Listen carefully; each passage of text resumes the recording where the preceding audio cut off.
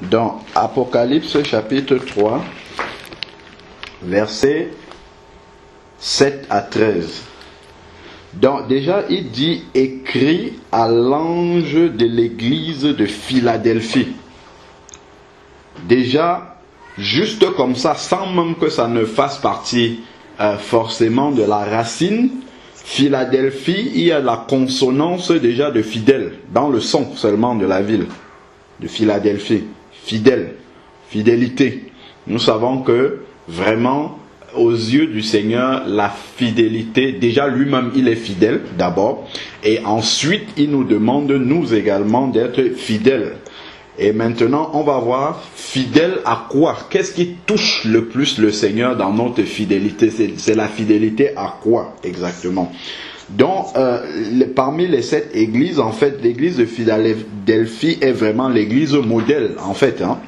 Donc il dit à l'ange de l'église de Philadelphie, écrit à l'ange de l'église de Philadelphie: voici ce que dit le saint, le véritable, celui qui a la clé de David. David c'était le roi, donc c'est le roi vraiment qui a la clé, c'est-à-dire que celui qui maîtrise les temps, maîtrise les circonstances, maîtrise toutes les situations que tu es en train de traverser. C'est lui qui a la clé de tout cela. C'est lui qui commande et qui préside à tout cela. Donc voilà, il dit: celui qui ouvre et personne ne fermera.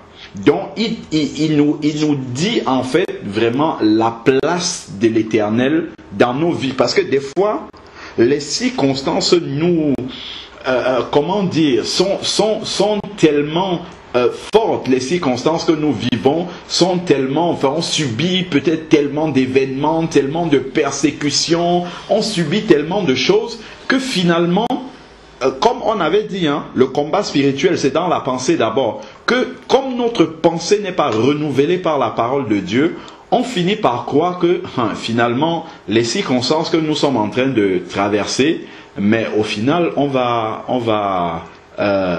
fait, elles vont avoir raison de nous. C'est-à-dire que ce qui est en train de se passer, on se dit que ça va se terminer et nous aurons perdu le combat. Nous aurons perdu dans ces circonstances-là.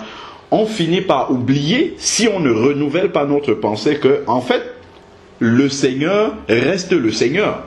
Le Seigneur maîtrise toujours les circonstances. Il dit, c'est lui qui a la clé. Quand il ouvre, personne ne peut fermer. C'est-à-dire que si le Seigneur dit que ça, c'est une porte pour Nicole ou pour Raïssa, même si n'importe qui, et d'ailleurs il a le nom au-dessus de tout nom, qui puisse se nommer non seulement dans le siècle présent, c'est Éphésiens 1, verset 21 et suivant, personne ne peut fermer. Donc ça c'est déjà pour nous montrer que, quelles que soient les circonstances que nous traversons, Jésus est le seul qui a les clés et qui maîtrise tout. C'est pour ça dans Jean 10, il dit: mes brebis sont entre mes mains, elles ne périront pas et personne ne les ravira de ma main. Ça déjà ce sont des versets qui doivent renouveler en fait notre assurance dans le Seigneur. Quand il nous dit ici là, dans le verset 7 ici là, que il est celui qui ouvre une porte et personne ne peut la fermer. Ça doit déjà me rassurer que peu importe la montagne que j'ai devant moi, peu importe celui qui est devant moi, qui semble avoir les clés. Je prends par exemple quelqu'un qui recherche un emploi, qui va rencontrer un patron. Le patron semble détenir en fait, comment dire, le oui ou le non sur le fait que tu vas avoir un emploi ou non. Non, en fait, la Bible me dit autre chose. La Bible me dit ici là que en fait c'est Jésus qui a les clés. C'est-à-dire que si tu vas avoir l'emploi, si tu ne vas pas avoir l'emploi, ça ne dépend que de Jésus. Ce n'est que ce que Jésus va dire. Donc celui même qui est là, qui semble en fait être le décideur, ne va faire que obéir à ce que le Seigneur a décidé. Et ça peut se décliner dans n'importe quelle circonstance que nous traversons. Que ça soit une situation dans laquelle nous sommes persécutés, nous menons des combats contre quelque chose, ainsi de suite. Peu importe les circonstances, la Bible nous dit ici là que c'est le Seigneur qui, si lui il ouvre, c'est-à-dire que s'il décide de décanter une situation, il n'y a plus rien qui peut venir faire en sorte que les choses reprennent comme elles sont en train d'aller. Et ça, c'est une question de foi. Quand nous lisons en fait ces paroles-là, nous devons constamment mettre notre foi au niveau de la parole que nous sommes en train de lire et dire, Seigneur, comme Job dit que même si son corps est en train de se décomposer sur lui, il sait que un jour ses yeux verront son sauveur. C'est-à-dire qu'il sait que dans toutes les circonstances qu'il est en train de traverser, Jésus reste victorieux. Jésus reste celui qui a le contrôle de la situation. Jésus reste le seul à avoir les clés de la porte. Il y a une seule clé. Dans une porte, normalement, les portes dont nous sommes en train de parler, là, nous sommes dans le spirituel, bien sûr. Ce sont des portes où il y a une seule clé. Il n'y a pas de double des clés. Il n'y a pas que Satan va avoir le double des clés. Pas du tout. Il y a une seule clé. Et c'est Jésus seul qui est le maître et qui a la clé. D'ailleurs, je crois...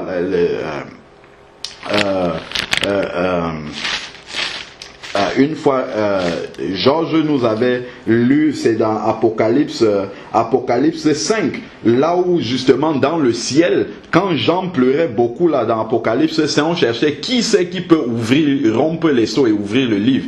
Un seul a été trouvé digne de pouvoir rompre les sceaux et ouvrir le livre. Et c'était l'agneau de Dieu, c'est Jésus. C'est le même là aussi qui est le seul à détenir les clés. Il n'y a personne ici dans le monde entier, que ce soit dans le monde physique, même dans le monde spirituel de l'autre, qui peut dire, bon, on entend souvent dire au village, bon, j'utilise un langage un peu terre à terre, bon, allez, hop, on va t'attacher. Toi là, je ne sais pas, tu ne vas pas réussir tes examens, toi, tu ne vas pas réussir dans ta vie, on te ferme les portes, voilà. Ça, je sais que dans le monde spirituel de Satan, c'est des choses que les gens pratiquent. Ça ne peut avoir d'effet que si la vie de la personne appartient au malin. Auquel cas, effectivement, 1 Jean 5 verset 19 nous dit que le monde est sous la domination du malin. Donc si tu appartiens encore au monde, il est normal que si un marabout, un sorcier dit, bon allez hop, toi tu n'auras pas d'enfants, je te bloque les enfants, il est normal que ça marche puisqu'il travaille pour Satan. Et toi aussi tu appartiens à Satan. Or, quand tu te convertis, il nous dit bien que nous passons des ténèbres à la lumière du royaume de l'autre. Je crois que c'est dans Acte 26 que l'apôtre Paul dit cela, que justement, quand il prêche la parole, les gens se convertissent, ils passent des ténèbres à la lumière du royaume de Satan au royaume de Dieu. Donc, ça vraiment... Alors, prenons Acte 26 en parallèle, verset 16. Mais lève-toi et tiens-toi sur tes pieds, car voici pourquoi je te suis apparu. C'est l'apôtre Paul qui relate au roi Agrippa comment le Seigneur lui est apparu. Car voici pourquoi je te suis apparu, je suis au verset 16 de Acte 26, je te destine à être serviteur et témoin des choses que tu as vues de moi et celles pour lesquels je t'apparaîtrai. Je t'ai pris du milieu de ce peuple et des païens vers qui je t'envoie pour leur ouvrir les yeux afin qu'ils se tournent des ténèbres vers la lumière et du pouvoir de Satan. Vous voyez, quand quelqu'un n'est pas converti, il est sous le pouvoir de Satan. Donc effectivement, un marabout travaille effectivement pour Satan, un sorcier, il peut se mettre et dire, bon allez hop, tous ceux qui sont sous le pouvoir de Satan, bon je décide ceci dans votre vie. Je décide que, bon allez hop, toi là, tu n'auras jamais ton baccalauréat. L'autre là-bas, il n'aura jamais des enfants. Toi là-bas, tu ne vas jamais travailler. Ils peuvent décider ça, ils peuvent le faire et ça va marcher. Pourquoi? Parce que tu es encore sous le pouvoir de Satan. C'est ce qui est écrit ici. Et c'est Jésus qui a dit ça à Paul. C'est-à-dire que ceux qui ne sont pas convertis sont sous le pouvoir de Satan. Donc Satan peut agir dans leur vie. Voilà pourquoi on va toujours s'éterniser, ne jamais se fatiguer à dire aux gens qu'il faut qu'ils viennent au Seigneur Jésus afin que la main de Satan quitte de leur vie. Et que justement que Satan n'ait plus aucun impact pour décider sur leur vie. Ça c'est aussi justement un des aspects de la conversion. On va voir d'autres versets qui parlent de ça. Donc ici il dit afin qu'il passe, qu'il se tourne des ténèbres à la lumière du pouvoir de Satan vers Dieu. Il n'est pas mentionné ici, mais on le comprend bien. C'est du pouvoir de Satan vers le pouvoir de Dieu. C'est-à-dire que une fois que tu deviens enfant de Dieu, c'est maintenant Dieu qui décide de tout ce qui arrive dans ta vie et plus Satan. Il n'y a plus personne qui peut décider à part Dieu. Voilà pourquoi Jésus va dire là-bas dans Apocalypse 3 verset 7 que c'est lui qui tient les clés de David, les clés d'une porte qu'il ouvre et personne ne peut fermer. Pourquoi? Parce que ta vie lui appartient maintenant. Tu es maintenant entre ses mains. Nous appartenons maintenant à Dieu, nous sommes sa propriété, donc quelqu'un d'autre ne peut pas détenir les clés d'une porte qu'il ouvre pour notre vie, alors que notre vie lui appartient. Donc je finis dans Acte 26 là, nous sommes la suite du verset 18, et qu'ils reçoivent le pardon des péchés et un héritage avec ceux qui sont sanctifiés par la foi en moi. Donc, je prends encore maintenant Colossiens 1, verset 13. Colossiens 1, verset 13, qui sont des versets qui nous montrent effectivement pourquoi Jésus peut parler dans Apocalypse là-bas et dit qu'il ouvre une porte et personne ne peut fermer ces portes-là. Donc, regardons maintenant Apocalypse, Colossiens 1, verset 13, il dit il nous a délivrés. Ce n'est pas il va. Donc lorsque tu te convertis au Seigneur Jésus, lorsque tu le reçois dans ta vie comme Seigneur et Sauveur, il devient le maître de ta vie, il devient le propriétaire même de ta vie. C'est pour ça que quand un chrétien dit qu'il est possédé, je ne sais même pas s'il comprend ce que ça veut dire être possédé. Moi, que le Seigneur m'avait expliqué simplement sur la définition de ce mot. Être possédé, ça veut dire quoi? Ça veut dire être la propriété d'eux. Si je dis que je suis possédé par, je ne sais pas moi, trop qui, ça veut dire que je suis la propriété de cette personne. Donc dire qu'un chrétien est possédé par un démon, ça veut dire qu'il est la propriété d'un démon et ça ne veut rien dire ça. Parce que la Bible nous dit bien que nous avons été rachetés, c'est-à-dire nous appartenions à Satan.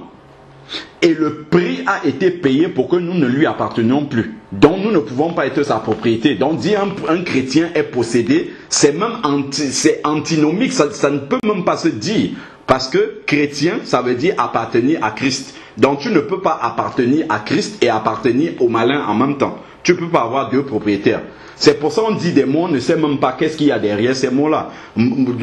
Juste en étudiant le mot possédé, on comprend que ce n'est même pas possible. Bon, revenons maintenant ici toujours à délivrer là.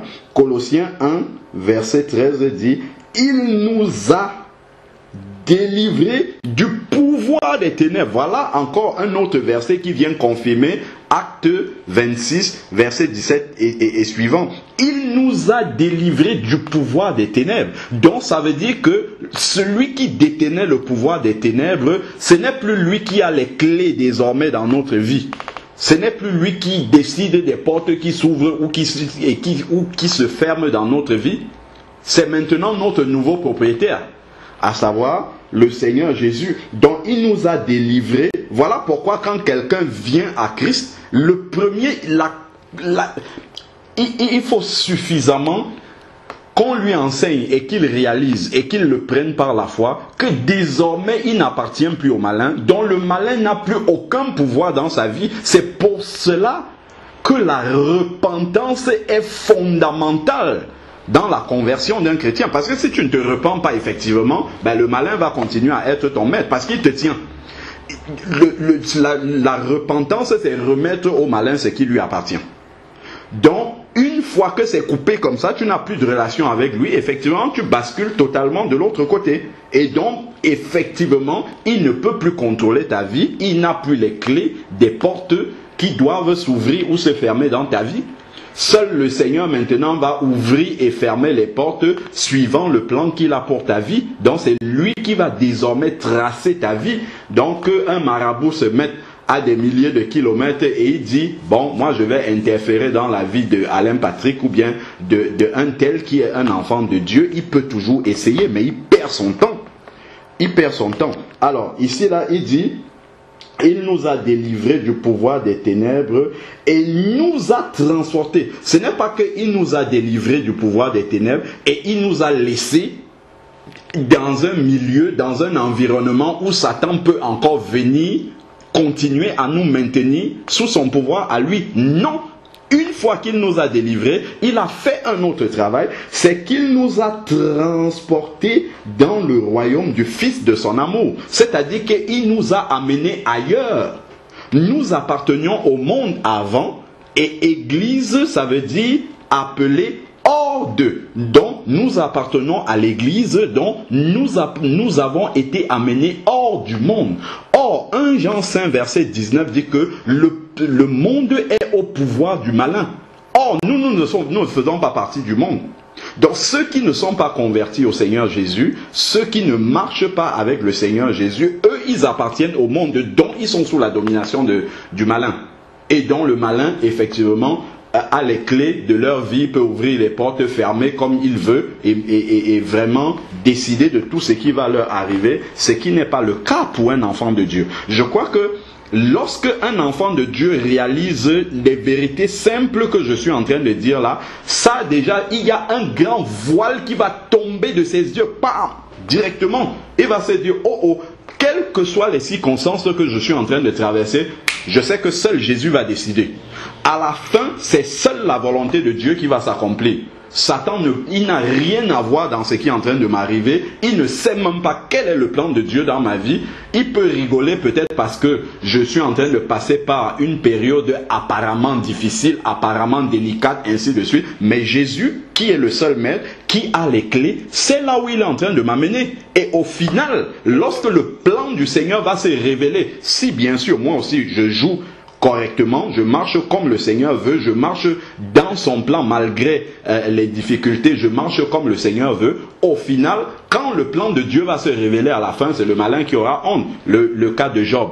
À la fin, lorsque le Seigneur a restitué tout à Job, le malin, il pouvait maintenant vraiment se mordre les doigts. Donc voilà vraiment des vérités fondamentales, essentielles, qui doivent nous faire ne plus avoir peur du malin, de ce qu'il peut faire, de ce qu'il veut faire, de tout ça. Ce sont des choses à mettre totalement de côté. Et puis, bon, on peut toujours appuyer avec les versets qu'on lit depuis toujours là, dans Jean 10, on peut appuyer aussi pour dire vraiment que Jésus, s'il dit qu'il tient les clés de la porte qu'il peut ouvrir, des portes de notre vie, qu'il peut ouvrir et fermer selon le plan qu'il a dans notre vie, et personne d'autre ne peut venir les fermer.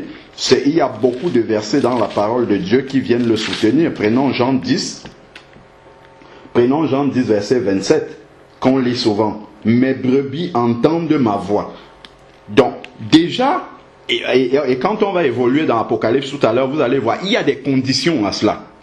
Ça ne se fait pas automatiquement comme ça. Nous avons notre part à faire et Dieu fait sa part. Jésus fait sa part et nous faisons la nôtre. Il dit, mes brebis entendent ma voix. Donc pour tout ce qui va arriver après, il faut d'abord que toi tu sois une brebis du Seigneur, 1. Et ensuite que tu entendes la voix du Seigneur, 2. Et alors maintenant, ce qui suit va se réaliser. Mes brebis, si tu es une brebis du Seigneur, ok, tu t'es repenti, tu as reçu le Seigneur dans ta vie, mais après si tu n'entends pas la voix du Seigneur, si tu fais ce que tu as envie de faire, mais il est normal que Satan t'entraîne puisqu'il est toujours là pour essayer de séduire. Donc il va t'entraîner sur un chemin qui n'est pas celui du Seigneur. Or, si tu demeures dans la parole et que tu reconnais la voix du Seigneur et que tu la suis, ben Satan ne va pas t'amener sur un autre chemin. Tu vas rester sur le chemin que le Seigneur a tracé pour ta vie. Alors, il dit, verset 27, Jean 10, verset 27, « Mes brebis entendent ma voix », donc il faut être brebis du Seigneur et entendre sa voix. « Moi, je les connais », donc Jésus doit te connaître parce que tu l'as confessé comme Seigneur et Sauveur après la repentance. Donc, et ensuite, il dit, « Et elles me suivent », donc être en train de suivre Jésus. Attention, quand il dit, « Elles me suivent », ce n'est pas, nous savons que la foule faisait route avec Jésus. C'est pas la même chose que suivre Jésus. Faire route avec Jésus, c'est une chose. Suivre Jésus, c'est autre chose. Parce que suivre Jésus, c'est sur le chemin étroit. Par contre, faire route avec Jésus, ben, c'est la foule. La foule était là et Jésus, à un moment donné, va s'arrêter, il se tourne vers la foule. C'est dans Matthieu 16, verset 24. Il va se tourner, il va dire, mais si quelqu'un veut me suivre, qu'il renonce à lui-même, qu'il se charge de sa croix chaque jour et qu'il me suive. Vous voyez les conditions, c'est ça les conditions pour suivre Jésus. Autrement, ben, la foule fait route avec Jésus. Et cette foule-là, c'était qui? C'était les gens qui voulaient la guérison, les gens qui voulaient la délivrance, les gens qui voulaient que Jésus multiplie le pain et qu'il leur donne. Ça, on le retrouve encore aujourd'hui dans le corps de Christ. C'est toutes ces personnes-là qui viennent pour commander des choses au Seigneur. Je veux un travail, je veux une maison, je veux des papiers, je veux la délivrance de mon enfant, je veux un enfant dans ma vie, je veux le mariage, je veux ci, je veux ça. Ça, c'est tous ceux-là qui font route avec le Seigneur. Mais ici, Jésus parle des gens qui le suivent. Ça, c'est autre chose, ça. Suivre le Seigneur, c'est autre chose. Nicole, s'il te plaît, si tu peux fermer ton micro, ça serait une bonne chose. Non, il n'y a pas de problème. Je pensais que c'était fermé. Il n'y a pas de souci. Merci beaucoup. Suivre le Seigneur, ça c'est autre chose. Alors, je vais lire le verset que j'ai annoncé là tout à l'heure. Il dit ici, dans Matthieu 16, verset 24, « Alors Jésus dit à ses disciples, « Si quelqu'un veut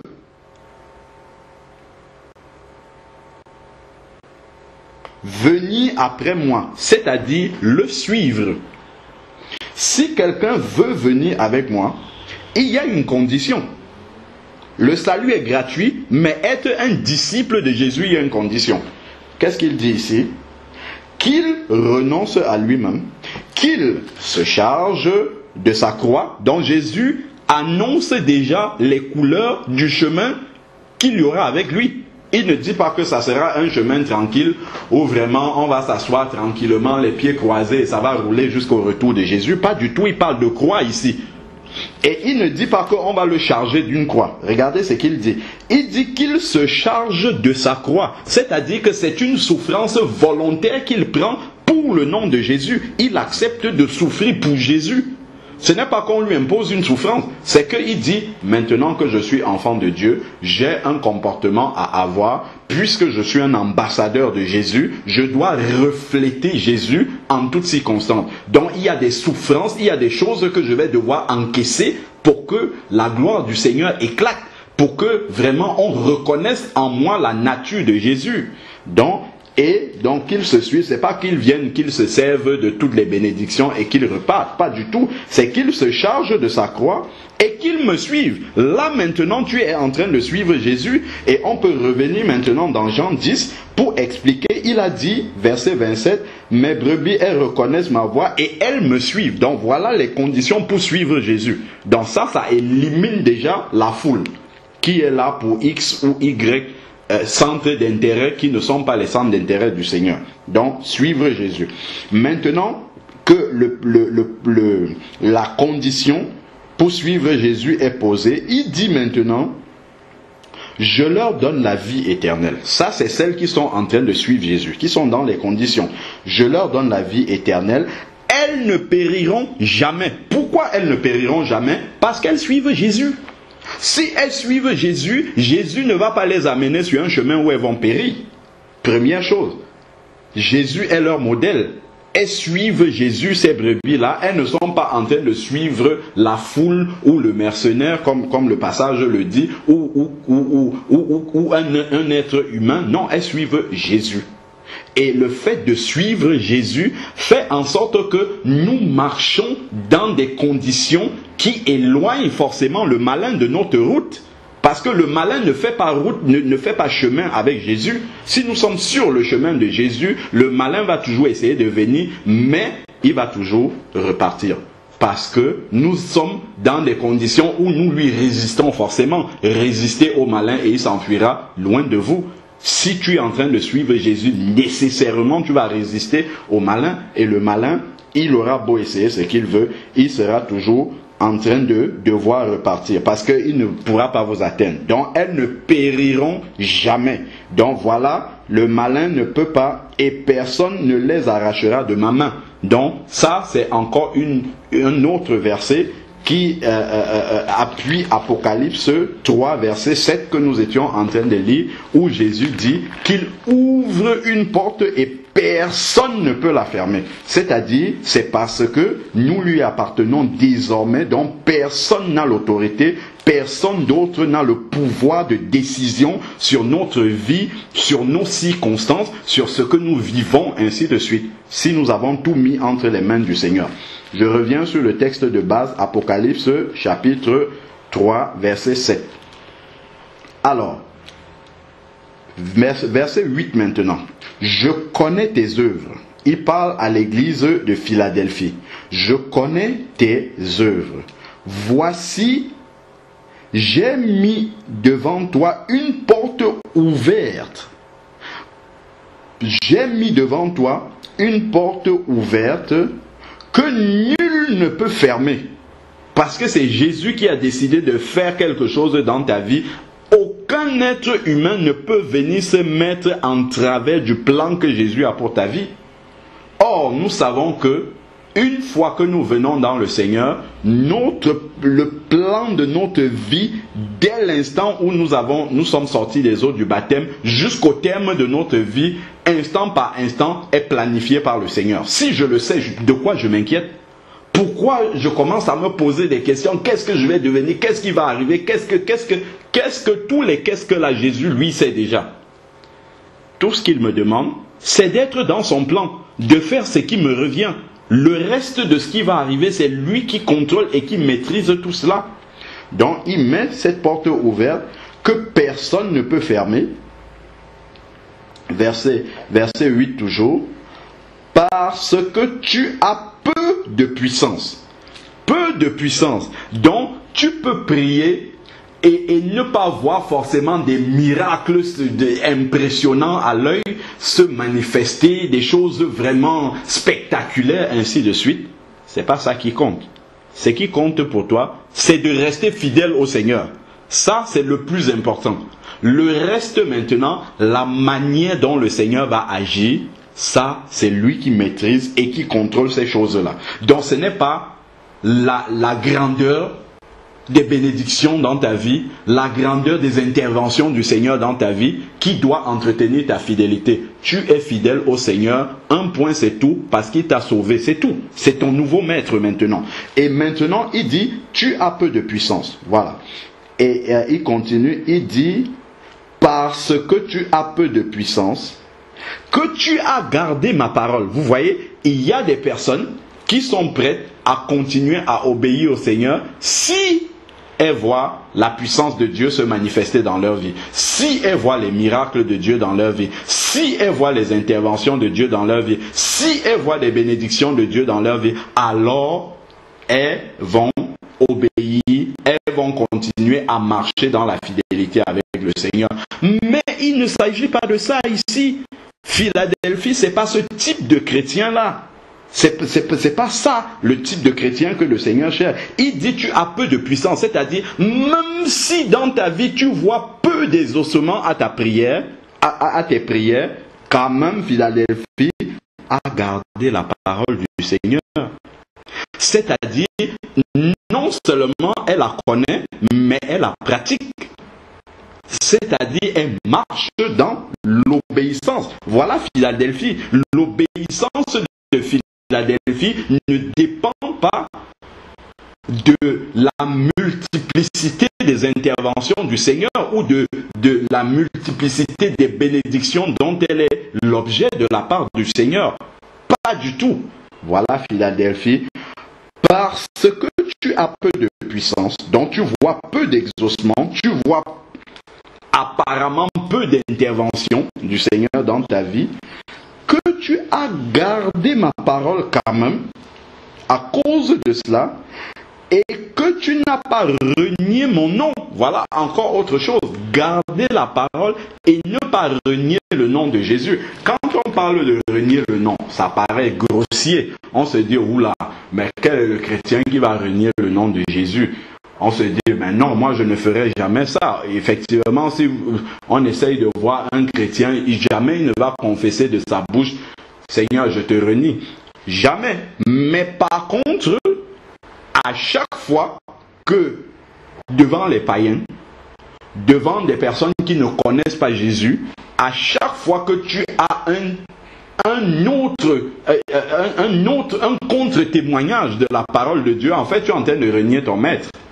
À chaque fois, c'est en fait une façon de renier le Seigneur. Bon, bien évidemment, si tu tombes dans un travers et que le Saint-Esprit ne t'a pas repris ou bien que tu ne le sais pas, voilà, ça c'est une situation, c'est pas de celle-là que... Mais si consciemment, tu es en train de faire des choses qui sont contre le témoignage chrétien, en fait, tu es en train de renier ton maître.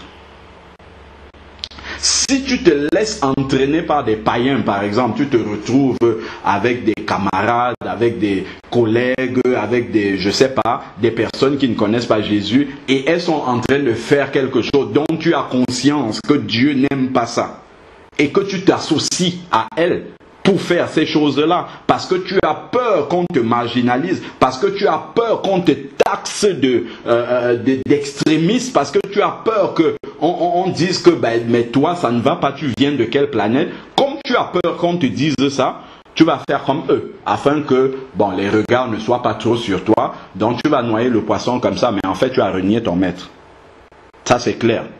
Tu as renié ton maître, donc il faut s'en repentir et il faut prendre position. On a vu Daniel, on a lu Daniel l'autre jour. Daniel qui, dans un pays hostile, qui voulait justement, le roi voulait que toute la nation se prosterne devant une statue. Il a dit, lui, jamais, je ne suis pas un Babylonien, je reste un Juif. J'ai mon Dieu, je ne me prosternerai jamais devant une statue. Au point où il a été prêt à aller jusqu'à la mort, puisque quelle mort même d'ailleurs, ce qu'on lui a ce qu'on lui a infligé comme punition à cause de ça, c'était même pire qu'une mort douce, c'est-à-dire que vraiment, mais il a accepté d'aller jusqu'au bout sans renier son maître. Continuons dans Apocalypse, donc tu n'as pas renié mon nom. Donc effectivement, Philadelphie 1, même s'il y a peu de puissance, peu d'intervention du Seigneur dans sa vie, il a quand même gardé la parole, il reste obéissant, les yeux fixés sur Jésus, il ne renie pas le nom du Seigneur, c'est-à-dire qu'il continue à marcher dans la fidélité à la parole de Dieu qu'il ou elle reçoit. Je parle de l'Église. Voici, je suis au verset 9, Apocalypse 3, verset 9. Voici donc, comme maintenant il y a tout ça, regardez ce que le Seigneur dit. Il dit, voici, je te livrerai. C'est le Seigneur qui dit, hein. Est-ce que vous voyez ça? C'est le Seigneur qui est en train de parler ici. Il dit, je te livrerai des gens de la synagogue de Satan. Je te livrerai des gens de la synagogue de Satan. Donc, si tu restes fidèle au Seigneur, même au milieu des frères, il y a des faux frères, des fausses sœurs, c'est-à-dire des frères et des sœurs qui ne sont pas sincères, qui vont peut-être vouloir te détourner, t'amener sur un chemin qui n'est pas forcément celui du Seigneur, en t'attirant dans le compromis, et que tu restes fidèle au Seigneur. À un moment donné, ce sont ces personnes-là qui vont revenir vers toi et dire que c'est toi qui avais raison. Ce que tu fais, c'est exactement ce que le Seigneur veut que nous fassions. Si ces personnes-là sont vraiment de Dieu, quand elles avanceront, elles se rendront compte que, en fait, c'est toi qui avais raison. Donc, même si les gens te rejettent aujourd'hui, on te rejette parce que tu veux marcher comme le Seigneur le demande. Ne te laisse pas impressionner par la foule de ceux qui font profession d'être chrétiens, mais en réalité, la vie, les détails de la vie ne reflètent pas vraiment cette foi qu'ils sont censés avoir. Laisse ça de côté, continue à être fidèle. Si les autres veulent aller sur un chemin, laisse-les aller sur un autre chemin, mais toi reste sur le chemin de Dieu. Et le Seigneur dit, je te livrerai des gens de la synagogue de Satan, qui, voilà, c'est ça, qui se disent juifs. Nous, on comprend ici, qui se disent enfants de Dieu. C'est-à-dire, ils professent ça dans leur bouche, mais le témoignage de leur vie en est autrement. Et ils veulent t'entraîner là-dedans. Et si tu résistes, si tu ne te laisses pas entraîner sur ce chemin-là, si tu restes fidèle à la parole de Dieu, à marcher avec le Seigneur, il dit ici,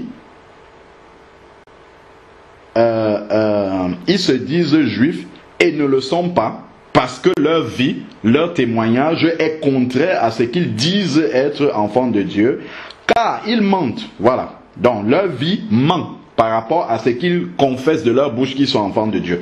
Voici, je les ferai venir se prosterner à tes pieds et reconnaître que je t'ai aimé. Voilà ce que j'étais en train de dire tout à l'heure, sans avoir lu. Et reconnaître donc, si tu restes fidèle, tu peux être très discret. C'est pas la peine de faire le tapas, monter sur la toiture de la maison et dire, moi je suis enfant de Dieu, j'obéis. Reste tranquillement dans la fidélité au Seigneur, obéis. Le Seigneur, il a les yeux posés sur toi, il voit ton obéissance. Un jour, il te le rendra publiquement. C'est ce que le Seigneur dit, justement, que celui qui me renie devant les hommes, je le renierai aussi devant mon Père. Et dans un autre passage, il dit également que il nous rendra publiquement, justement, cette obéissance que nous faisons, en fait, dans la discrétion. Donc, il faut être conscient de ça aussi. Il dit qu'il amènera des gens se prosterner à nos pieds et reconnaître que, justement, le Seigneur nous a aimés. Verset 10. Parce que tu as gardé, il revient encore dessus. Ça, c'est la caractéristique de Philadelphie. La fidélité à la parole. Peu de puissance, donc ce n'est pas les grands exaucements, les grandes manifestations de puissance de Dieu qui font en sorte que, voilà, on parle de... Non, c'est la fidélité à la parole. Parce que tu as gardé la parole de la persévérance, c'est-à-dire l'évangile authentique, la vérité. Parce que tu as persévéré dans la vérité, tu as gardé cette vérité-là en moi, je te garderai aussi de l'heure de l'épreuve qui vient sur le monde entier pour éprouver les habitants de la terre. On sait la grande tribulation va arriver bientôt.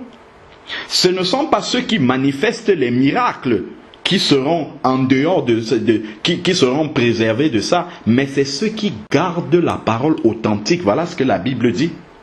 Ceux qui persévèrent dans la vérité. Jésus est le chemin, la vérité et la vie. Ceux qui gardent la parole authentique du Seigneur, qui restent fidèles à la vérité, qui ne se détournent ni à gauche ni à droite parce que la foule va à gauche, ils se disent juifs, mais en réalité ils sont de la synagogue de Satan parce qu'ils n'obéissent pas à Dieu. En fait, quelqu'un qui est de la synagogue de Satan, c'est quelqu'un qui obéit à Satan. Quelqu'un qui n'obéit pas à Dieu obéit naturellement à Satan. Parce qu'il n'y en a pas deux. Il n'y a que deux possibilités. Ou Jésus ou Satan. Donc, voilà, tu es resté fidèle. Il dit donc, parce que tu as gardé cette parole authentique, lui, il te gardera de l'heure de l'épreuve, donc de la tribulation qui viendra pour affecter des habitants de la terre.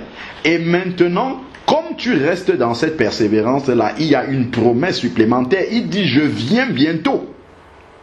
Je viens bientôt, le Seigneur revient. Tiens ferme ce que tu as. Qu'est-ce qu'il a? Qu'est-ce qu'elle a, Philadelphie? La parole authentique. Et le Seigneur demande de tenir ferme cela. garde cette parole, marche dans cette parole, marche dans la vérité que tu as déjà reçue. On voit des personnes maintenant ballottées à tout vent de doctrine. On enseigne quelque chose aux personnes, au début elles ont compris, après il suffit d'aller entendre quelqu'un d'autre, aller tout de suite, on passe d'une doctrine à une autre. Ça veut dire qu'il n'y avait pas les bases, il n'y avait pas les racines, il n'y avait pas de fondement. On a fait des choses sans conviction. Non, tu entends quelque chose, va au pied du Seigneur. Ce que j'ai entendu là, est-ce que ça vient vraiment de toi? Seigneur, révèle-moi ce que je suis en train d'entendre. Et là, tu auras une profonde conviction de ce que tu as entendu. Tu vas le recevoir et tu vas marcher maintenant dans cette vérité. Tu vas laisser l'erreur dans laquelle tu étais pour remplacer l'erreur par la vérité et marcher dans la vérité. Et même si un ange vient du ciel, comme nous dit Galates, si un ange, Galates 3:8, si un ange du ciel vient pour t'enseigner un autre évangile que tu n'as pas reçu, alors qu'il soit anathème. Qu'il soit anathème. Même si un ange vient pour te dire un autre évangile, ben, tu ne vas pas basculer comme ça d'un évangile à l'autre.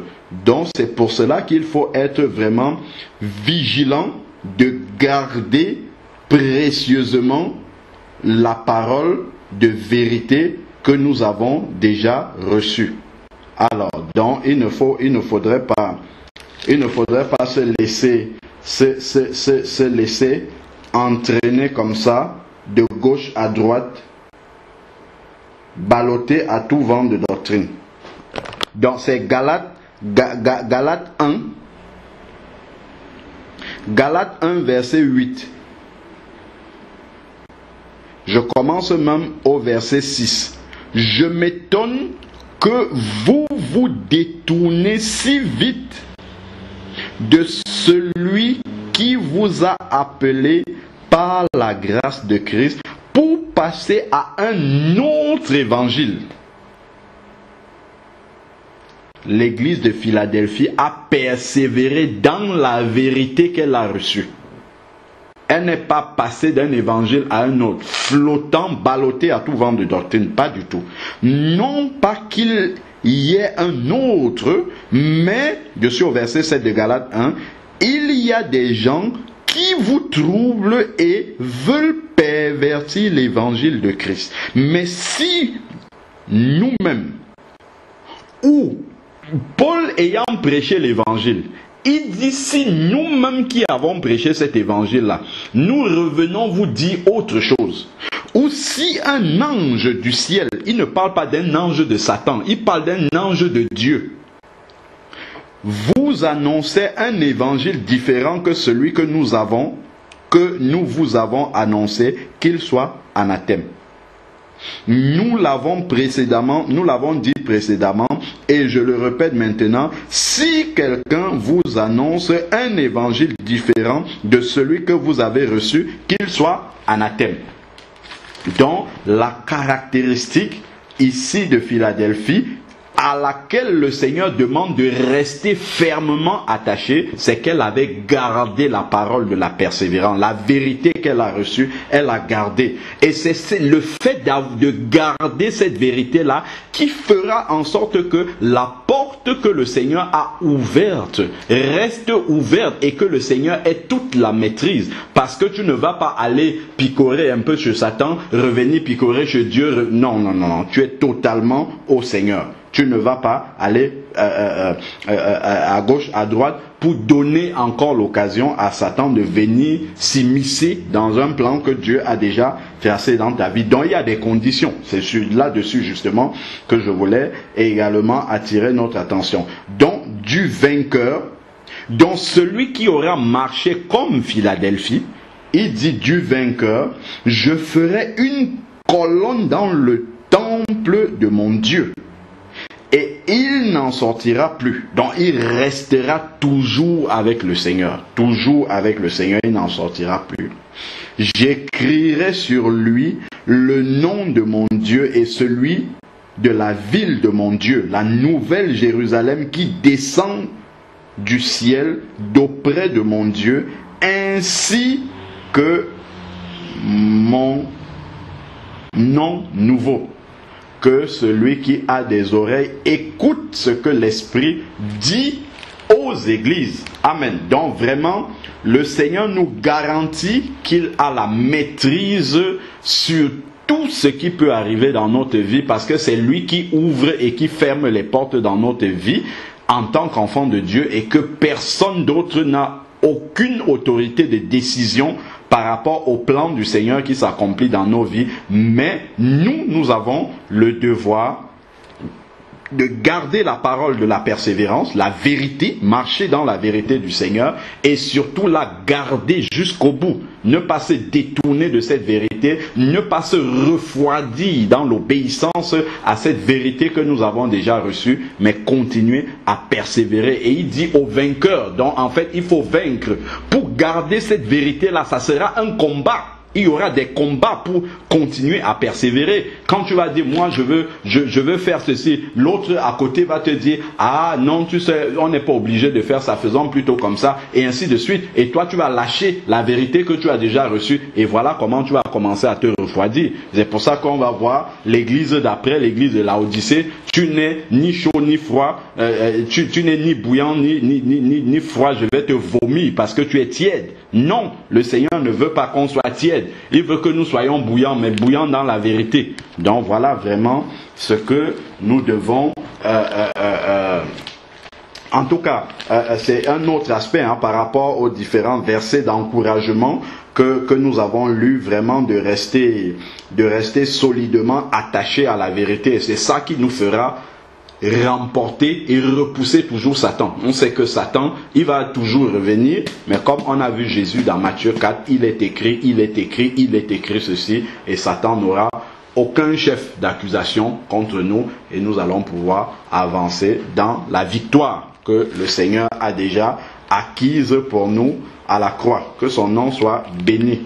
Seigneur Père, je veux te rendre grâce encore pour ce morceau de ta parole que tu nous as donné de partager. Seigneur Dieu Tout-Puissant, renouvelle encore notre intelligence spirituelle à chacun d'entre nous, que en toutes circonstances, Seigneur Père, que nous nous souvenions toujours que nous t'appartenions, Seigneur Père. Nous n'appartenons à personne d'autre qu'à toi, et que seul toi as l'autorité dans nos vies pour ouvrir une porte ou la fermer, Seigneur Père. C'est toi qui décides de tout. Seigneur Dieu, donne-nous que quelles que soient nos circonstances, quels que soient nos combats, quelles que soient nos difficultés, quel que soit ce qui peut représenter des incertitudes pour nous, Seigneur Dieu, que nous sachions qu'en toutes circonstances, tu as la maîtrise des choses, Seigneur Père, et donne-nous vraiment, Seigneur Dieu, de faire et d'être fidèles dans ce qui nous revient, Seigneur Père, parce que nous savons que toi, tu es fidèle, et que tu feras toujours, Seigneur Dieu, ce que tu as promis de faire, Seigneur Père éternel. Donne-nous d'être de véritables disciples, d'être vraiment, Seigneur Dieu, ceux-là de l'église de Philadelphie, Seigneur Père, qui gardions la parole de la persévérance, qui continuons à obéir à ta parole, quelles que soient, Seigneur Dieu, tes interventions ou, Seigneur Dieu, le temps que tu prends pour intervenir. Seigneur Dieu, donne-nous de rester fidèles avec nos yeux fixés uniquement sur toi et sur rien d'autre, Seigneur Père éternel, car tu es la parole de vie.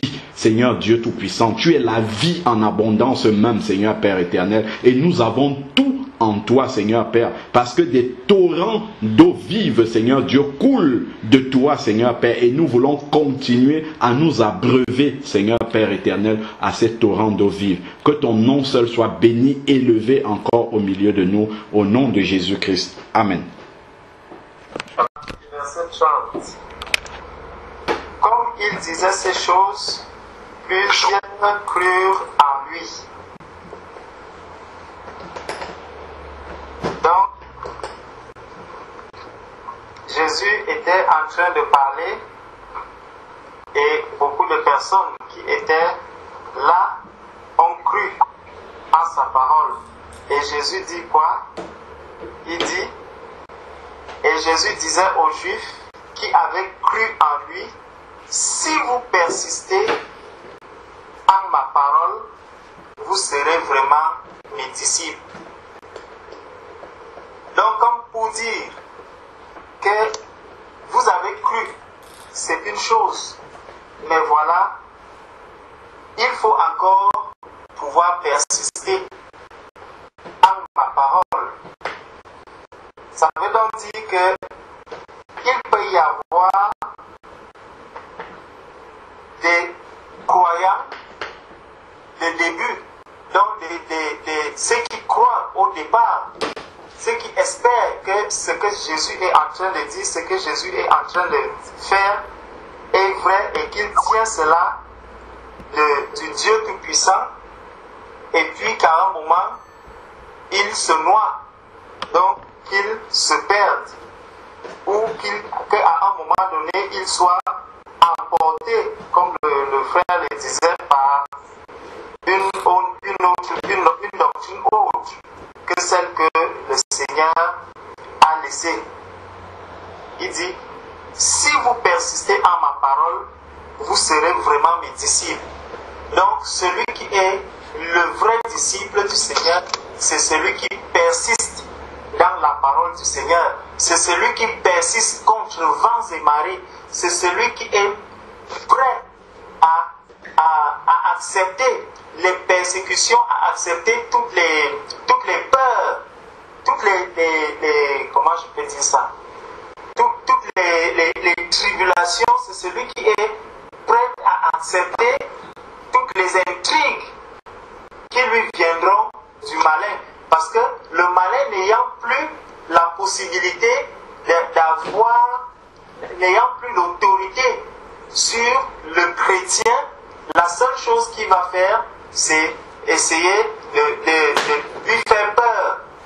Or, s'il est faible, il peut être facilement emporté, il peut basculer de l'autre côté et laisser le doute s'installer en lui. Or, le Seigneur dit que celui qui persiste, c'est celui-là qui est vraiment son disciple. Amen. Et vous connaîtrez la vérité et la vérité vous rendra libre. Donc, le Seigneur nous invite ici à la recherche constante de sa vérité. Et ça me ramène un peu à l'actualité de ces jours où l'Église catholique aujourd'hui est en train de parler du remariage, est en train de mettre sur la table la question du remariage et de l'homosexualité. Déjà, le fait qu'ils mettent à la fois le remariage et l'homosexualité sur la table au même moment signifie qu'ils classent les deux à un même niveau. Et d'autre part, ça veut dire aussi que depuis bien longtemps, ils savaient que le remariage était une mauvaise chose, mais lorsque nous savons que les gens vont à l'église catholique, lorsque tu veux te marier, on ne te demande pas est-ce que tu t'étais déjà marié, est-ce que tu as un second mariage, est-ce que tu es divorcé, est-ce que cet enseignement, on n'exige pas, on ne refuse pas de célébrer un mariage à quelqu'un qui est divorcé. L'essentiel est que tu viens, tu dis je voudrais me marier, tu viens avec ton épouse, tu remplis les papiers et puis hop, c'est parti. Donc maintenant, ce problème est mis à jour et là, ils le mettent sur la table pour dire que bon, nous allons vers ces personnes parce qu'ils ont quelque chose à apporter à l'église. On se demande bien vers où est-ce que l'église est en train d'aller. Déjà, le fait qu'on l'ait caché, sans toutefois mettre le doigt dessus, et de plus en plus de personnes sont en train de tomber dans cette histoire de remariage, de divorce. Du jour au lendemain, on dit, bon voilà, on va maintenant faciliter les choses à ceux-là qui ont divorcé, qui se sont remariés, et aux homosexuels. On se demande donc qui devrait s'adapter à qui. Est-ce que c'est le monde, est-ce que c'est l'Église qui doit s'adapter au monde, ou est-ce que c'est le monde qui devrait s'adapter au rythme de l'Église? Quand nous savons que nous disons que Dieu est resté le même hier, aujourd'hui et éternellement, qu'il n'a jamais changé. Mais nous voyons avec cette modernisation de l'Église un changement, un Dieu qui change, un Dieu qui varie en fonction du temps. un Dieu qui varie en fonction de l'Internet, un Dieu qui évolue avec les mœurs, un Dieu qui évolue en fonction de l'actualité, parce que l'actualité passe à l'homosexualité, alors l'Église aussi doit s'adapter à cette homosexualité pour qu'on commence à parler des chrétiens homosexuels qui sont admis à l'Église.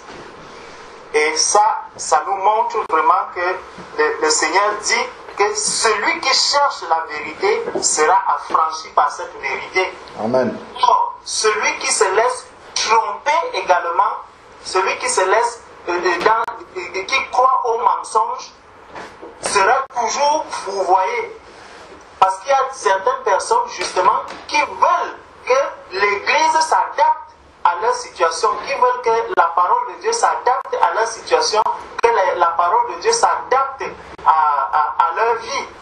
Or, le Seigneur est resté sur sa ligne depuis le début, depuis l'Ancien Testament, jusqu'à de la Genèse à l'Apocalypse. La parole de Dieu est restée constante. Le Seigneur est venu dans l'Ancien Testament montrer les choses qui devaient arriver. Il les a accomplies dans le Nouveau Testament. Et toutes ces choses ne font que s'accomplir jusqu'au jour où il viendra enlever son Église et que toute la rétribution va tomber dans ce monde. Et il nous dit au verset donc celui qui connaît la vérité sera affranchi par cette vérité. La vérité rend donc libre celui qui prend. Et quand on dit rendre libre, ça veut dire qu'on était d'abord esclave. Donc celui qui n'avait pas la vérité, celui qui n'a pas la vérité est un esclave. Et l'esclave vit comment? L'esclave vit en fonction des désirs de son maître. Ça veut dire lorsque le maître dit va là-bas tu vas, lorsque va à gauche tu vas, va à droite tu vas. Donc il te tourmente comme il veut. Or, le Seigneur a laissé sa parole, il a laissé cette parole depuis la création. Et il a dit, suivez simplement cette parole. Et cette parole est restée immuable. Or, avec l'esclave, le jour que le maître est de bonne humeur, il te dit, bon, aujourd'hui tu vas travailler jusqu'à 23 heures. Le jour qu'il est de mauvaise humeur, il dit, bon, tu travailles jusqu'à 3 heures du matin. Donc c'est comme ça la manière que celui qui vit dans le mensonge continue de vivre même jusqu'aujourd'hui. Et beaucoup croient effectivement qu'ils sont libres alors qu'ils ne le sont pas. Il dit, et ils lui dirent, nous sommes la postérité d'Abraham et jamais nous ne vîmes personne. Comment donc, dis-tu, vous serez rendus libres? Donc, beaucoup disent qu'ils sont de la postérité d'Abraham. Donc, ils sont avec Jésus, mais ils se réclament d'être d'Abraham. Et Jésus leur dit, en vérité, je vous dis, quiconque fait le péché est esclave du péché. Voilà. Donc, celui qui vit encore dans le péché est esclave du péché. Celui qui vit dans le mensonge est esclave du mensonge. Celui qui vit dans la compromission est esclave de la compromission. Mais celui qui vit dans la vérité en Jésus-Christ est vraiment libre. Le Seigneur est venu pour le libérer. Au verset 35, or l'esclave ne demeure point toujours dans la maison. Le Fils y demeure toujours. Il y a donc une différence entre l'esclave et le Fils. Verset 36. Si donc le Fils vous a franchi, vous serez véritablement libre. Donc, certains vont espérer, vont croire qu'ils ont été affranchis, alors qu'ils n'ont pas été affranchis. Il y a seul Jésus qui affranchit. Celui qui n'est pas affranchi par Jésus n'a pas la liberté. Il ne se trouve pas dans la vérité. Il dit, je sais que vous êtes la postérité d'Abraham, mais pourtant, vous tâchez à me faire mourir parce que ma parole n'est pas reçu dans vos cœurs. Donc nous sommes appelés à recevoir la parole du Seigneur, à accepter la parole du Seigneur. Et c'est pour cela que le Seigneur nous appelle, nous demande, nous recommande d'accepter tout ce qu'il a dit. S'il a dit que désormais, toi qui es né de nouveau, toi qui es déjà chrétien, tu as autorité.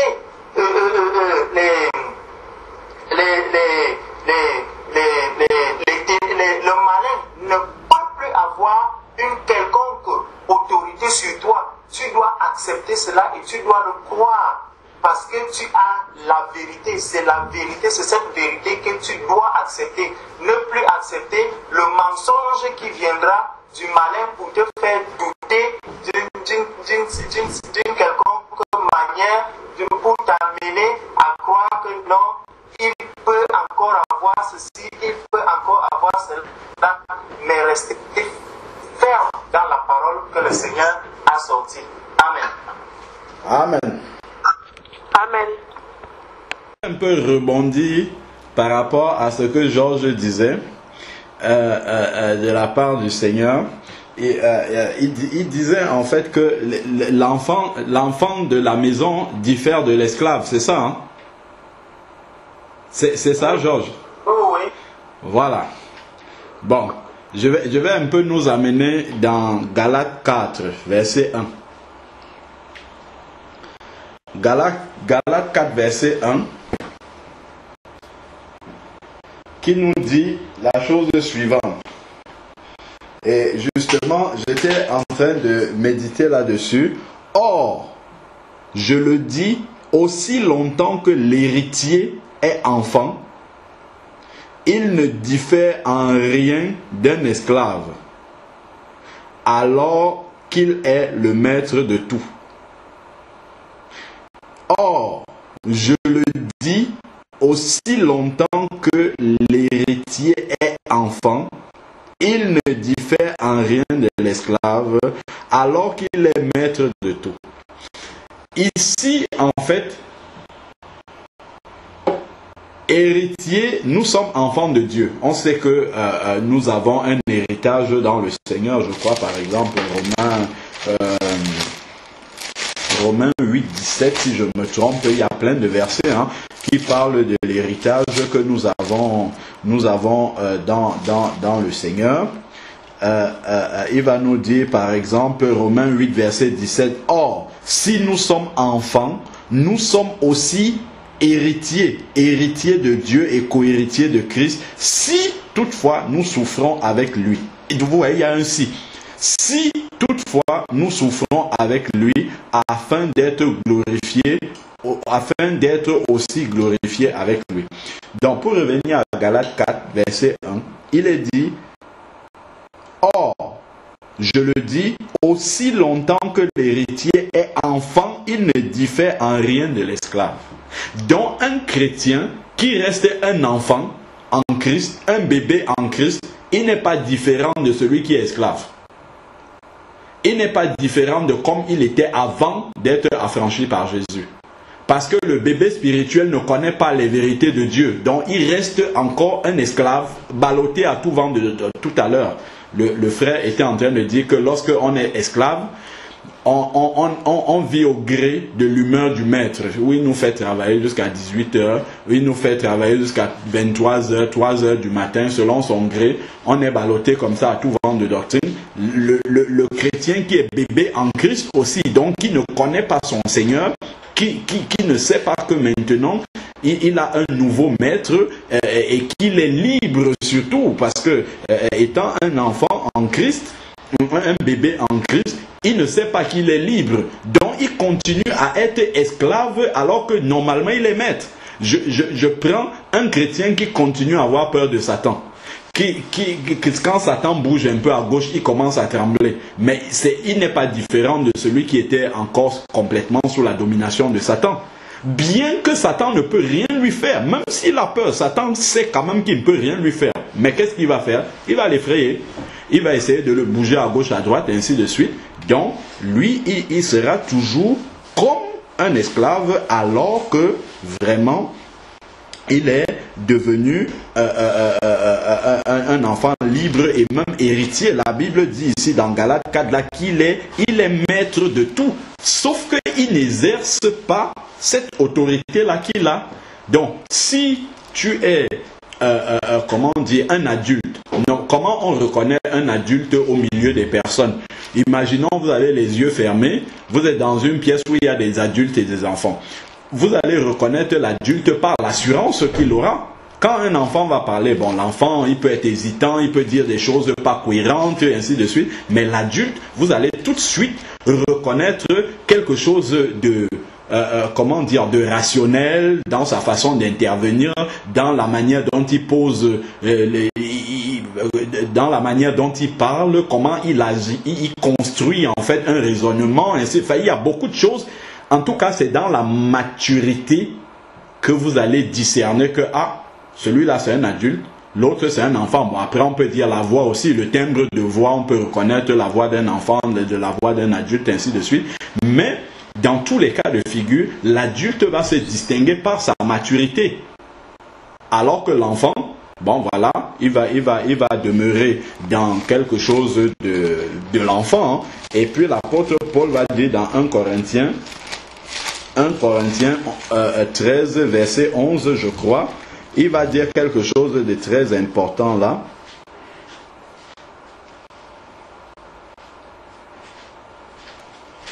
Alors, ah non, là je suis dans Romains, c'est 1 Corinthiens, chapitre 13, verset 11. Il dit, lorsque j'étais enfant, je parlais comme un enfant. Je pensais comme un enfant, je raisonnais comme un enfant. Donc l'enfant, il ne sait pas encore tout. Il ne maîtrise pas encore son environnement. Il ne maîtrise pas encore tous les paramètres et ainsi de suite. Et c'est comme ça qu'un bébé en Christ est, avec les choses du Seigneur. Comme il ne le sait pas, et il y en a, malheureusement, quand je dis bébé en Christ, je ne parle pas forcément de quelqu'un qui vient de naître de nouveau, hein. Parce que vous avez des gens qui disent qu'ils ont 35 ans ou plus ou 40 ans dans le Seigneur. Mais quand vous les entendez parler, quand vous voyez la manière dont ils se conduisent, en fait, ils ont peut-être 35 ans. Comment on va dire, ça fait 35 ans qu'ils fréquentent des milieux chrétiens. Mais leur vrai âge spirituel, c'est peut-être de 6 mois ou 1 an maximum. Parce que, en fait, c'est la maturité que tu dégages, qui montre si vraiment, qui dit ton âge spirituel, en fait. C'est ça. C'est l'apôtre Paul. Quand il est né de nouveau, en quelques mois, ben, l'apôtre Paul avait la maturité des gens qui étaient avec Jésus depuis le début. Donc c'est vraiment ça qui fait la différence. Il va dire ici 1 Corinthiens 13, verset 11... Lorsque j'étais enfant, je parlais comme un enfant, je pensais comme un enfant, je raisonnais comme un enfant. Lorsque je suis devenu homme, j'ai aboli ce qui était de l'enfant. J'ai aboli ce qui était de l'enfant. J'ai aboli ce qui était de l'enfant. Donc, plus nous avançons dans le Seigneur, plus certaines façons de raisonner, certaines choses que nous avons amenées du passé, du monde, peut-être de la religion, si nous étions religieux avant, tout cela doit tomber. Si nous continuons à persévérer dans ce type de raisonnement, nous allons continuer à entretenir l'enfant en nous, alors que l'enfant doit mourir totalement. Au début, nous sommes enfants, mais imaginez-vous aujourd'hui, si à mon âge là, je commence à parler comme ma fille de 2 ans, je crois que vous allez vous dire quand même qu'il y a un problème. Alain Patrick, ça ne va pas, il y a quelque chose qui ne va pas. Tu as peut-être été bloqué quelque part dans ton développement et voilà, tu as gardé une façon de faire d'un enfant, mais pourtant ton âge normalement dit le contraire. Donc effectivement, ce qui est de l'enfant doit disparaître pour que l'adulte, la maturité spirituelle se dégage pleinement. Et ce dont on était en train de parler, l'assurance dans la parole de Dieu, dans les versets de la parole de Dieu, dans les vérités de Dieu, cette assurance-là doit s'installer. C'est-à-dire on ne doit plus douter sur certaines choses. Et ça, le malin aussi doit le comprendre. C'est-à-dire que le plan avec lequel le malin t'abordait il y a 2 ans, aujourd'hui, s'il vient, il faut qu'il ait changé de plan. Pourquoi? S'il revient toujours avec le même plan, ça veut dire qu'il y a quelque chose qui n'a pas évolué chez toi. Il doit changer de plan. Pourquoi? Parce qu'il voit que toi aussi, tu évolues spirituellement. Il y a des choses qu'il faisait avant, dans lesquelles tu tombais, aujourd'hui tu ne tombes plus. Donc il faut qu'il change de fusil d'épaule, qu'il revienne avec autre chose. Et au fur et à mesure, tu construis aussi justement ton armure pour être mieux équipé pour l'affronter. Donc c'est comme ça que ça avance. Mais si on reste toujours les mêmes, on se retrouve 5 ans après, on a toujours peur de la même chose, on pense toujours, on raisonne toujours de la même façon, on se dit toujours, voilà, je suis enfant de Dieu, mais qu'est-ce qui change dans ma vie? Rien du tout. Voilà, bon, là, il y a clairement